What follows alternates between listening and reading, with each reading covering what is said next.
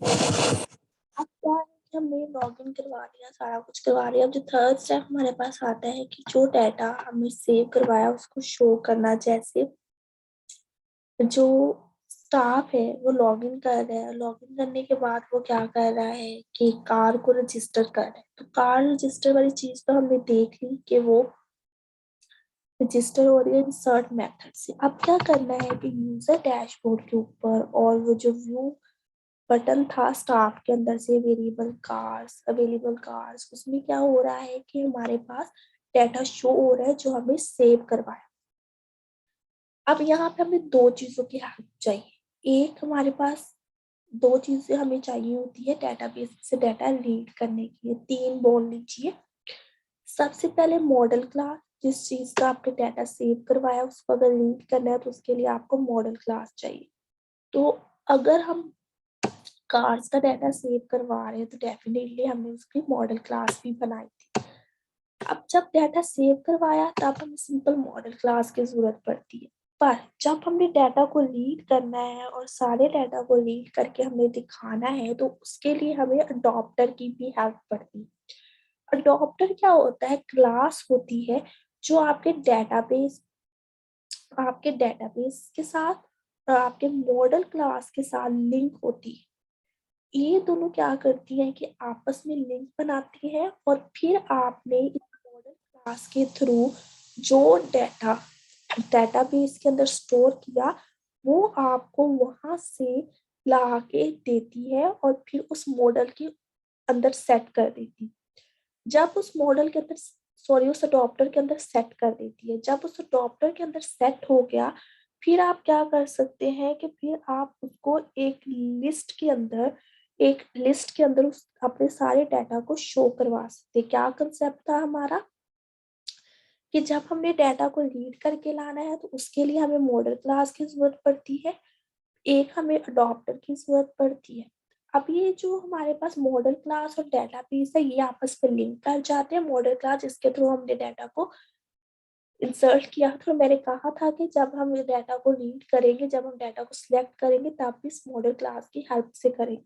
तो जब हमने मॉडल क्लास और डेटाबेस को लिंक किया तो इनका आपस में कलेक्शन बन गया। अब क्या है कि जब डाटा को रीड करके हम ला रहे हैं डेटाबेस में, हमने उसको कहीं पे सेट भी करना है, उसको डिस्प्ले भी करवाना है, तो उसके लिए जो हमें चीज की जरूरत होती है वो है अडॉप्टर। अडॉप्टर क्या करेगा कि मीडियम पार्ट है दोनों चीजों का, डेटाबेस और मॉडल क्लास। और अडॉप्टर वो क्या करेगा कि जो मॉडल क्लास के थ्रू हमने डाटा स्टोर करवाया वो क्या करेगा डेटाबेस में से रीड करके लाएगा और रीड करने के बाद हमारे अडॉप्टर क्लास के अंदर वो सेट कर देगा। अडॉप्टर क्लास क्या करेगी? वो डाटा हमारे एक लिस्ट के अंदर, लिस्ट व्यू के अंदर वो डाटा शो करवा देगी।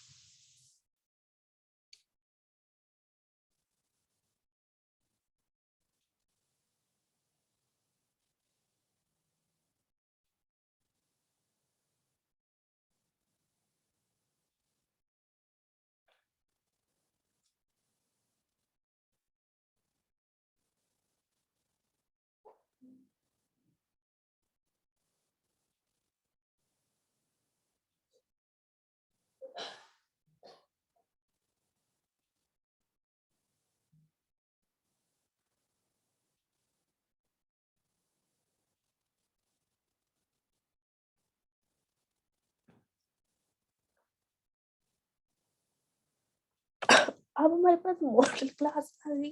अब हमने क्या करना है? सबसे पहले तो वो क्लास एक एक्टिविटी बनानी है जिसके अंदर हमने सारा डाटा शो करवाना है। तो यहाँ पे हमारे पास क्या मॉडल क्लास है, उसके बाद हमने अडॉप्टर क्लास। जितनी भी जिन क्लासेस के साथ अडॉप्टर लिखा है एक चीज याद रखिएगा कि ये सारी अडॉप्टर क्लासेस है जो डाटा को रीड करके ला रही है और हमें एक लिस्ट व्यू में दिखाएंगी। तो यहाँ पे अडॉप्टर क्लास में सबसे पहले क्या होता है, यहाँ पे अब हम तो बोला कि जो अडॉप्टर क्लास होती है वो हमें लिस्ट के अंदर सारा डाटा शो करवाती है। तो जहाँ पे हमने डाटा को शो करवाना होता है, जिस एक्टिविटी को ऊपर शो करवाना होता है वहां पे हमें वो लिस्ट व्यू पहले बनानी पड़ती। आप लिस्ट व्यू भी कह सकते हैं, आप रिसाइकलर व्यू भी कह सकते हैं। दोनों का मतलब एक ही है कि ये क्या करता है कि आपका जो डाटा है एक लिस्ट के फॉर्म में आपको दिखाता है। जो भी आप डिजाइन उस लिस्ट का बना देंगी उस तरीके से वो आपको सारे आपके रिकॉर्ड्स दिखाएगा। मतलब कि जैसे आपने उसको बता दिया कि यहाँ पिक्चर है, यहाँ पे टेक्स्ट है, इस तरह का डाटा है यहाँ पे, तो वो क्या करेगा, वो सारे रिकॉर्ड्स लेके आएगा और लिस्ट के अंदर वो सेट कर देगा जो भी आपने उसको लिस्ट के अंदर डिजाइन बताया होगा।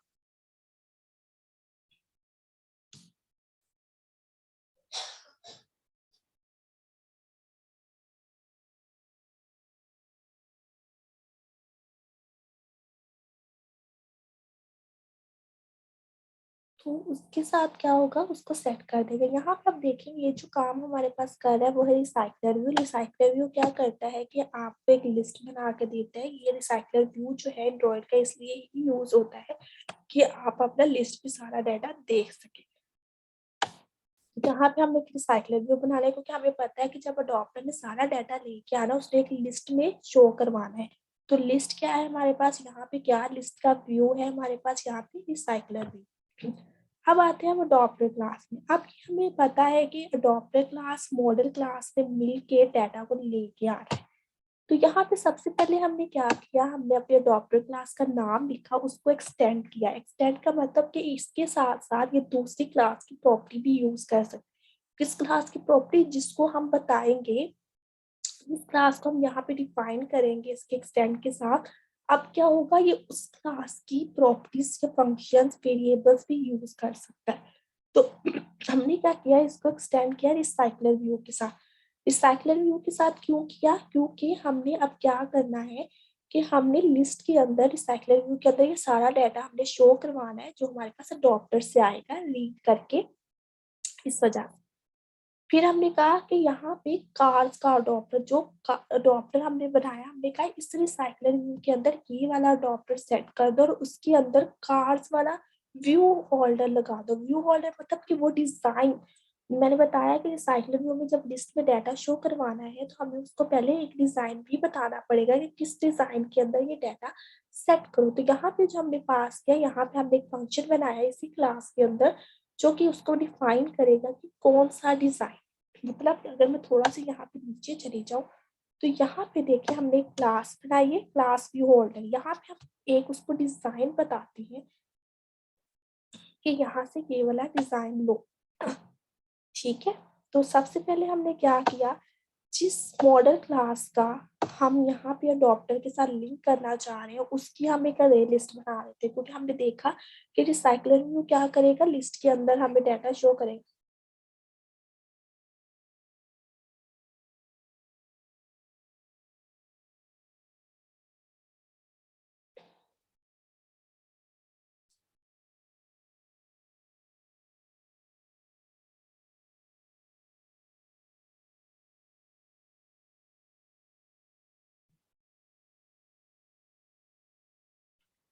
उस हमने देखा कि अडॉप्टर क्या होता है, आपकी मॉडल क्लास के साथ लिंक होता है जिसको हम अरे लिस्ट के अंदर उसका डाटा शो कराते हैं। तो हमने लिस्ट अरे लिस्ट बनाई और उस अडॉप्टर को हमने वहां पे पास कर दिया। फिर हमने कहा कॉन्टेक्स्ट। कॉन्टेक्स्ट का मतलब कि जो इस मॉडल क्लास के अंदर से हमें डाटा मिले, जो हम इसके अंदर से फंक्शंस बनाए, उसको ही हम यहाँ पे यूज कर रहे हैं। उसके बाद यहाँ पे हमने कंस्ट्रक्टर बनाया इसी अडॉप्टर का और उसके अंदर हमने यहाँ पे जो अरे लिस्ट पास की उसका ऑब्जेक्ट पास कर दिया, कॉन्टेक्स्ट का था वो ऑब्जेक्ट पास कर दिया। उसके बाद हमने यहाँ पे इसका फंक्शन होता है और क्रिएट व्यू होल्डर। और क्रिएट व्यू होल्डर में हमें वो डिजाइन बताना होता है जिसमें हम चाहते हैं कि हमारे रिसाइकलर व्यू की लिस्ट में उसी तरह ही डाटा शो हो। तो अभी मैंने क्लियर किया था कि जब हम चाहते हैं कि रिसाइकलर व्यू में हमारा जो रिकॉर्ड है वो इस तरह शो हो तो हमें पहले उसके लिए एक डिजाइन फाइल उसको बतानी पड़ती है कि जो भी तुम एक रिकॉर्ड लाओ इसी डिजाइन के अंदर ही सारे रिकॉर्ड सेट करो। जैसे पहला रिकॉर्ड लाए उसका डिजाइन सेट करो, दूसरे का भी उसी डिजाइन के अंदर सेट करते जाओ। इसी तरह ही जितने भी आपके डिजाइन हो वो सारे सेट करते जाओ। उसके लिए हमें एक एक्सएमएल फाइल बनानी पड़ती है और फिर उस एक्सएमएल फाइल को यहाँ पे लिंक करना पड़ता है। लिंक करने के लिए हम जो फंक्शन यूज करते हैं वो लेआउट इन्फ्लेटर है। लेआउट इन्फ्लेटर क्या करता है कि जो आपने लेआउट की फाइल बनाई वो उसके साथ लिंक कर देगा इस डॉक्टर को। तो इसके लिए हम ये यूज करते हैं। फिर हमने कहा कि इस लेआउट आपकी फाइल के अंदर कौन सा डाटा सेट करना है, जो इसी अडॉप्टर से आएगा वही डाटा सेट करना है। इस फॉर्म को टेक्स्ट इसलिए लिखा। हमने कहा कि जब जब जो एक्सएमएल फाइल है, लेआउट फाइल हमारे साथ लिंक हो जाए, तो उसको क्या करो, एक व्यू के अंदर कन्वर्ट कर दो। क्योंकि आपको पता है कि एक्सएमएल फाइल आप डायरेक्ट नहीं शो कर सकते, उसके लिए आपको क्या चाहिए, उसके लिए व्यू चाहिए होता है। व्यू मतलब उसके बैकएंड पे जावा की चीज चाहिए, वरना आप अकेले से एक्सएमएल फाइल पे आप उसको डायरेक्टली नहीं कहीं पे भी शो कर सकते। तो उसके लिए हमें क्या करना पड़ेगा, उसको एक व्यू में कन्वर्ट करना पड़ेगा। व्यू क्या होगा, फिर स्क्रीन के अंदर शो होगा हमारे पास। तो हमने क्या कहा कि उसको व्यू में कन्वर्ट करो। किसको, जो लेआउट इन्फ्लेटर हम यहाँ पे लगाएंगे, जिसका लिंक देंगे, किसका, R dot layout cards design. तो अगर मैं अब आप लेआउट वाली फाइल पे जाऊँ तो कार्ड डिजाइन के अंदर देखिए, मैंने उसको पूरा डिजाइन बताया है कि जब मेरा डाटा रीड करके ना और रिसाइकलर भी होंगे तो किस डिजाइन के अंदर शो करवाओ, इस डिजाइन के अंदर। वो हमने यहाँ पे इस फाइल के अंदर बता दिया। तो वो यहाँ पे हमने क्या किया, लिंक कर दी उस नाम से जो हमने लेआउट फाइल बनाई। उसके बाद वो हमसे पूछा कि इसकी कोई पेरेंट या रूट कोई डिजाइनिंग है। हमने कहा नहीं, जो हमें डिजाइन बता दिया उसको ही फिक्स रखो। उसके बाद हमने उसको ये बताया कि ये जो मेरा अडॉप्टर है, इसके अंदर ही ये वाला व्यू होल्डर के अंदर ये मेरा व्यू सेट कर दो, जो मैंने यहाँ पे किया, रिटर्न भी ये वाला कर दो। उसके बाद हमारे पास आता है on bind view holder. On bind view holder क्या काम करता है, इसको मैं बाद में एक्सप्लेन करती हूँ। सबसे पहले आता है gate item count. Gate item count की जितना डाटा हमारा कर्सर रीड करके लाएगा उतना ही बताओ, मतलब कि जितनी हमारी मॉडल क्लास से डाटा आएगा उतना ही हमारे पास उसका रिसाइकलर व्यू का साइज होगा। जैसे 2 रिकॉर्ड आपने ऐड किए तो वो 2 रिकॉर्ड ही आपको शो करवाएगा। तो इसके लिए हमने कहा गया कि हमारे पास मॉडल क्लास में से, यहाँ पे देखिए जो मॉडल क्लास का ऑब्जेक्ट था, कि मॉडल क्लास में से जितना डाटा है उसका ही साइज लेके आओ, उतना ही डाटा हमें शो करवा। उसके बाद यहाँ पे हमारे पास आता है व्यू होल्डर। यहाँ पे व्यू होल्डर क्या करेगा, हमने यहाँ पे क्या किया था, एक्सएमएल फाइल की, एक्सएमएल डिजाइन की फाइल यहाँ पे लिंक की ऊपर। पर अब उस डिजाइन के अंदर जो हमने व्यूज बनाए हैं उसको भी तो हमने बताना है कि उस व्यूज के अंदर कौन सी चीज सेट हो, उसको क्या, उस व्यूज के अंदर कौन सी चीज दिखाई दे। तो उसके लिए हमें क्या करना पड़ेगा, उन व्यूज के पहले ऑब्जेक्ट्स बनाने पड़ेंगे। तो ऑब्जेक्ट्स हम किस तरह बनाते हैं, व्यू होल्डर के अंदर। तो यहाँ पे हमने क्लास बनाई है कार्ड के, उसको एक्सटेंड कर देते साइक्लर व्यू होल्डर। बल्कि जब रिसाइकलर व्यू के अंदर जो डिजाइन सेट हुआ है, जो डिजाइन हमने एक्सएमएल फाइल के लिए, उनके व्यूज को हम यहाँ पे ऑब्जेक्ट बनाएंगे। और ऑब्जेक्ट बनाने के बाद हम क्या करेंगे, उनको फाइंड व्यू बाय आईडी करेंगे, जिस तरह हम जावा के अंदर करते थे कि जैसे हमने व्यूज बनाए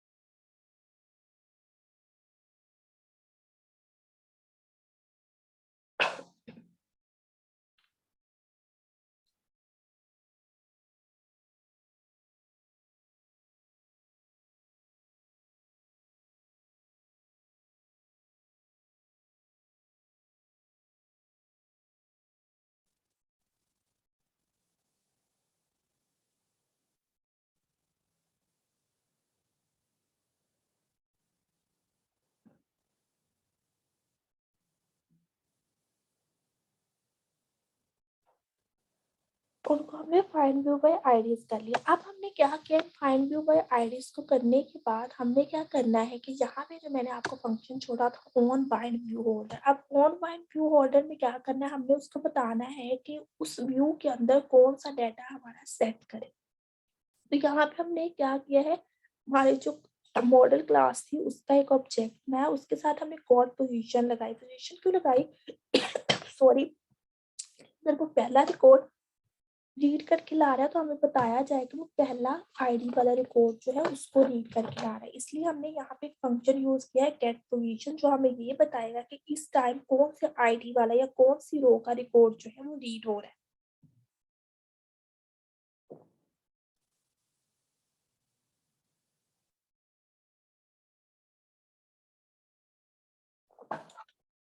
उसके बाद हमने क्या किया, अब ये जो हमारे पास होल्डर बना है, ये व्यू होल्डर वाला होल्डर है। इस होल्डर से हम क्या कर सकते हैं कि यहाँ पे हमने जितने use find view by IDs की, उनको हम यहाँ पे यूज करके वो होल्डर की मदद से उनके अंदर डाटा को सेट कर सकते हैं। तो हमने क्या किया कि होल्डर के अंदर लो, और होल्डर के अंदर हमने जो व्यू का नाम रखा था ऑब्जेक्ट का वो लो, और उसके अंदर टेक्स्ट कर दो सेट कौन सा, जो इस मॉडल क्लास के फंक्शन से आएगा। तो मॉडल क्लास फंक्शंस के अंदर देखिए हमने गेट सारे फंक्शंस बनाए थे गेट के, तो हम क्या कर रहे हैं अब गेट में से उस फंक्शंस को ले रहे हैं। जैसे देखिए get name, get password, get, हर फंक्शन हमने बनाया था गेट। तो हमने क्या किया इस होल्डर क्लास से, हमने कहा कि होल्डर क्लास में से यहाँ पे मेरा जो ऑब्जेक्ट जो मैंने एग्जाम्पल फाइल के अंदर डिजाइन के अंदर बनाया उसके अंदर सेट कर दो इस मॉडल क्लास में से, इस फंक्शन में से जो डाटा है मॉडल क्लास में जो अगर पहले वाले पोजीशन को रीड करे तो उसका वाला गेट नेम यहाँ पे सेट कर दो, उसकी वाली इमेज कर दो, उसकी वाली ब्रांड कर दो, इसी तरह मॉडल कर दो। इसी तरह हमने क्या किया सारे वाले फंक्शन को शो करवा के हमने अपने डाटा को सेट करवा लिया जो हम करवाना चाहते हैं। इसके बाद अभी हमने क्या किया, अभी सिर्फ मॉडल क्लास के अंदर से हम डाटाबेस में से डाटा लेके आए, मॉडल क्लास के डाटाबेस में से डाटा लेके आए मॉडल क्लास की हेल्प से। फिर मॉडल क्लास की हेल्प के बाद हमने क्या किया है कि डिजाइन लेआउट फाइल बनाई, उस डिजाइन लेआउट फाइल के अंदर हमने मॉडल क्लास की हेल्प से जो डाटा लेके आया उसको हमने सेट कर दिया कि कहाँ पे कौन सा डाटा शो होगा। अब हमने क्या करना है, इस अडॉप्टर को हमने सेट करना है रिसाइकलर व्यू में, क्योंकि रिसाइकलर व्यू ही एक हमें देता है फैसिलिटी कि हम उसको लिस्ट के अंदर डाटा को शो करवा सकें। तो उसके लिए हमने क्या करना है, हमने सिंपली जहाँ पे भी हमने डाटा शो करवाना है वहाँ पे हमने रिसाइकलर व्यू का ऑब्जेक्ट बनाना है, हमें अडॉप्टर का ऑब्जेक्ट बनाना है। उसके बाद रिसाइकलर व्यू को फाइंड व्यू बाय आईडी कर लेना है, डेटाबेस को कॉल कर लेना है, और डेटाबेस के अंदर हमने क्या करना है एक फंक्शन बनाना है गेट ऑल कार्ड्स, क्योंकि हमने उसको बताना है कि जितना भी डाटा आएगा ये कहाँ से आएगा, डेटाबेस में से। तो डेटाबेस डीबी हेल्पर क्लास के अंदर हमें एक फंक्शन बनाना है गेट ऑल कार्ड्स। अब यहाँ पे हमने जो फंक्शन बनाया वो अरे लिस्ट का बनाया है, क्योंकि हमने लिस्ट के अंदर सारा डाटा शो करना है और एक से ज्यादा डाटा आप अरे लिस्ट पे ही कर सकते हैं। इसलिए हमने क्या किया, अरे लिस्ट बनाई, मॉडल क्लास का नाम लिखा, फंक्शन का नेम लिखा। अब अरे लिस्ट का हमने न्यू ऑब्जेक्ट बनाया, न्यू ऑब्जेक्ट मतलब कि पहली दफा जब ये चलेगा तो डाटा को एम्प्टी कर देगा या अरे को। उसके बाद वो क्या करेगा, डाटाबेस में से डाटा रीड करके लाएगा। फिर कर्सर हो गया जो ही हमने सिलेक्ट के टाइम देखा था लॉगिन के टाइम, यहाँ से हमने क्या किया select all from table name car में से सारे कॉलम्स का डाटा ले लो, और उसके बाद कोई हमारी कंडीशन नहीं थी इसलिए हमने नल लिख दिया। अगर आपको याद हो लॉगिन के टाइम हमने क्या किया था कि हमने ये किया था कि हमने यहाँ पे कंडीशन लगाई थी वेयर की, क्योंकि वहां पे हम किसी कंडीशन की बेस पे टेस्ट कर रहे थे। यहाँ पे कोई कंडीशन नहीं लगा रहे, हमें सारा डाटा चाहिए, तो इसलिए हमने सिंपली लिख दिया select all from cards, table name है वो, और सिलेक्शन आर्काइव को हमने नल कर दिया। उसके बाद हमने एक कंडीशन लगाई कि अगर उसने सारा डाटा रीड करा तो डेफिनेटली पहली रो से डाटा रीड करना शुरू करे। तो उसके लिए हमने क्या किया, cursor dot move to first के पहले वाले रिकॉर्ड से चले जाओ, और फिर उसके बाद करो डू। डू का मतलब कि डाटा को रीड करके लाओ, कौन सा डाटा वो भी हम बता देते हैं। हमने आईडी बताया कि सबसे पहले आईडी लेके आओ, बाइट के अंदर मिड मैप के अंदर हम पिक्चर सेव कर रहे थे इसलिए हमने यहाँ पे अरे बाइट की अरे बनाई हुई है, और उसके बाद इमेज फाइंड करके हमने यहाँ पे कर्सर और गेट बॉब किया है। ये चीज याद रखिए कि जब आप पिक्चर सेव करवा रहे हो तो आपने बॉब वाला टाइप यूज करनी है वेरिएबल की, कोई और यूज नहीं करनी। उसके बाद बिट मैप ऑब्जेक्ट के अंदर फैक्ट्री का बना के डिकोडर हमने कर लिया, उसको कन्वर्ट कर दिया कि ये हमारे इमेज व्यू के अंदर सेट हो जाए। डिकोडर मतलब कि जो लिंक हमने सेव की थी पिक्चर उसको डिकोड करके हमारे इमेज व्यू के अंदर सेट कर दी। उसके बाद हमने क्या किया, हमने उस कर्सर की हमें जितनी भी वैल्यूज कर्सर से आई, जैसे पहले वाले कॉलम से आई, दूसरे पहला वाला जो तो जब कर्सर वैल्यू रीड करके लाता है तो पहले हमारे लिए फर्स्ट कॉलम है, पर कर्सर के लिए क्या है वो जीरो कॉलम है। तो यहाँ पे जो कॉलम की जो रीडिंग स्टार्ट करता है वो जीरो से करता है, ये याद रखिएगा। तो यहाँ पे देखिए जीरो वाला आपके लिए जो फर्स्ट है प्रोग्रामिंग के लिए कर्सर के लिए वो जीरो है। तो हमारे लिए जिस कॉलम के अंदर हम उसके नंबर से डिफाइन कर सकते हैं कि जीरो कॉलम के अंदर इमेज ऐड हो रही है, फर्स्ट वाले के अंदर पिक्चर ऐड हो रही है, सेकंड वाले के अंदर नेम ऐड हो रहा है, हम इस तो यहाँ पे हमने इस कर्सर को कहा कि कर्सर गेट स्ट्रिंग, तुम्हारे सेकंड वाले कॉलम के अंदर जो डाटा है उसको लाओ और कर्सर के अंदर सेट कर दो, और उसके अंदर उसको हमने क्या किया, वेरिएबल के अंदर सेव करवा दो।